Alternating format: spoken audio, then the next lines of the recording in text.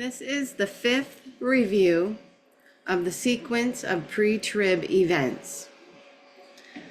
We started our last session by looking at the purpose of this Monday night Bible study group.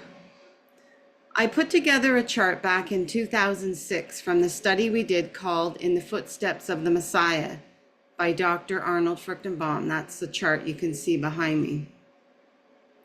This chart depicts all of the periods and events we are going to look at throughout this study. It goes from left to right, the past to the present, and way into the future, starting with the pre-tribulational events, which we are right in the middle of studying, and progressing up to the eternal state. You can look in the video description for a link to download this chart yourself. After we are done looking at the pre-trib events, we will go into the details about the apostasy or falling away, as well as who the restrainer is from 2 Thessalonians 2, 1 to 12. We will do a full study of the rapture, to the rise and fall of the Antichrist, including a video overview of the tribulation. We then continue on with the campaign of Armageddon, the 75-day interval, before we get into the millennial kingdom. We are going to look at the Arab states in prophecy, which gives us a history regarding the nations in the kingdom, before we will go into details about the Messianic kingdom. After the kingdom, the last topic, which will end this huge study of eschatology, will be the eternal order. Last Monday night, we finished up the pre-tribulational events that Arnold says can be placed in a sequence.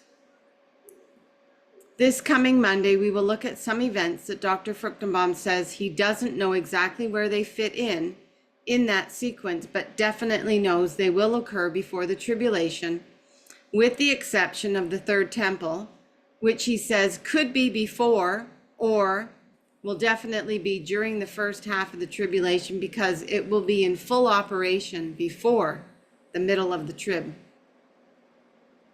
The birth pangs we've looked at in previous sessions were the World War I and World War II, Israel becoming a state in 1948, Jerusalem became under Jewish control in 1967, and the Gog-Magog invasion, which we did over the last couple of weeks with Ezekiel 38 and 39, and the Russian and Allied invasion of Israel.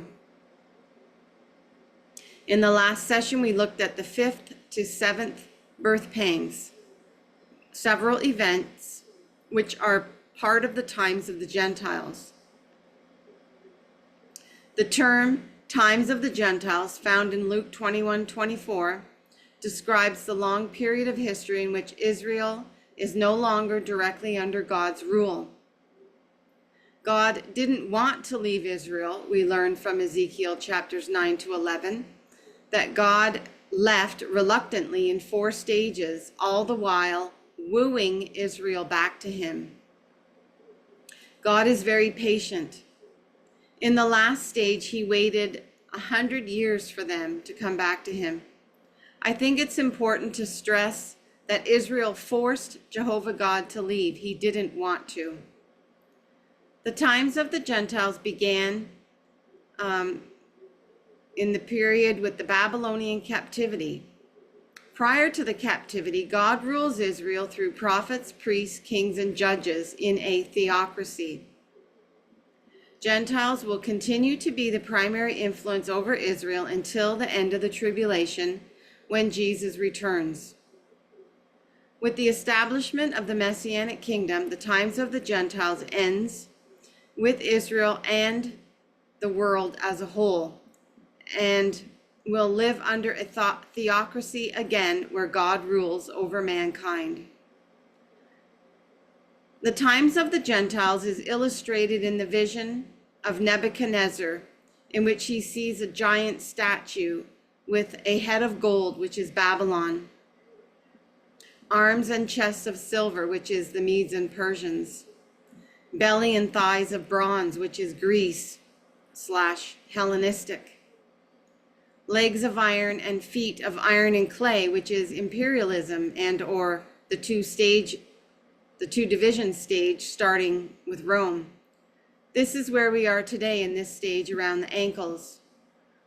This statue shows the decreasing value and increasing strength of the rulers as we look from head to toe. We were particularly interested in the feet and legs of iron and clay. Daniel sees this period in his vision of the fourth beast, or nondescript beast, or the fourth Gentile empire, imperialism. It was different from all the others, described as very strong. This beast shows multiple kingdoms or rulers that will appear in the end times. Some have already come and gone, but we are in the two division stage of imperialism. We then progress through the remaining stages in the next birth pangs. The fifth birth pang is the development of the one world government found in Daniel 9:23. Currently in the two divisions, the Eastern balance of power is now centered in Russia and the Muslim bloc of nations, while the Western balance of power is with the democracies. This East-West division will one day give way to a one world government.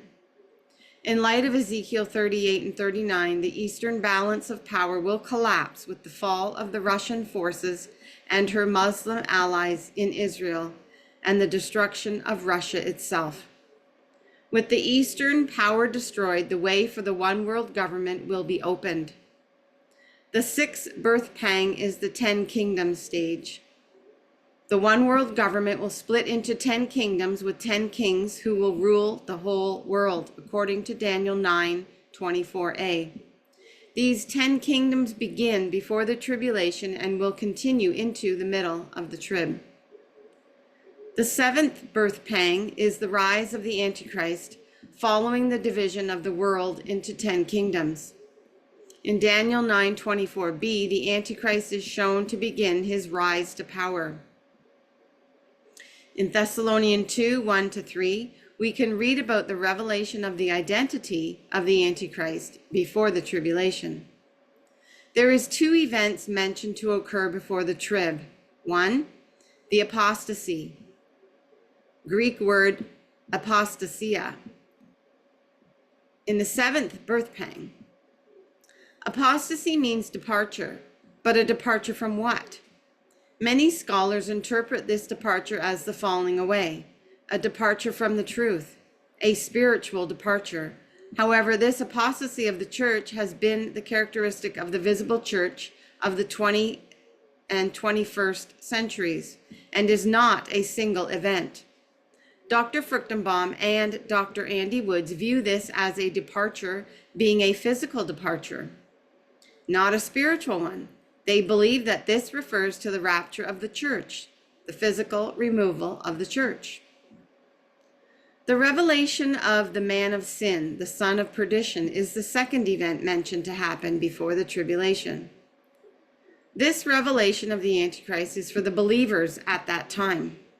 Whether the believers are the church or the new generation of believers who will have accepted the gospel after the rapture.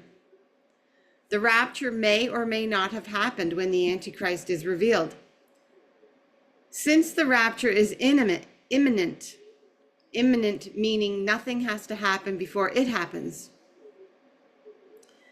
Since it is the signing of the 7-year covenant between Israel and the Antichrist that begins the tribulation and not the rapture, the Antichrist needs to be in some form of political power to sign this covenant.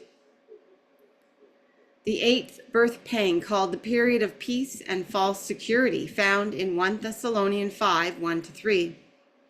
This period of peace and false security will come just before the act that initiates the tribulation itself.